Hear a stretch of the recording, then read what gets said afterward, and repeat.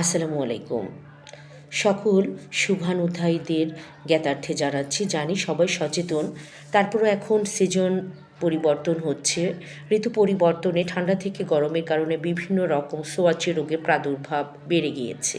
বাচ্চারা চিকেন পক্সে এই জাতীয় বিভিন্ন ইনফেক্টেড রোগে আক্রান্ত হচ্ছে।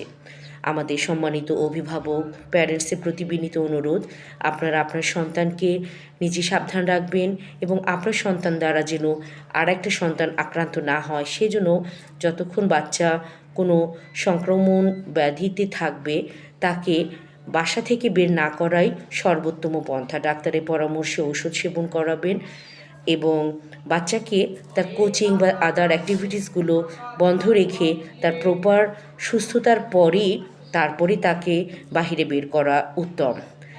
আমরা যদি সবাই নিজেরা সচেতন হই, আমার বাচ্চাটাও ভালো থাকবে এবং অন্য বাচ্চাগুলোও ভালো থাকবে।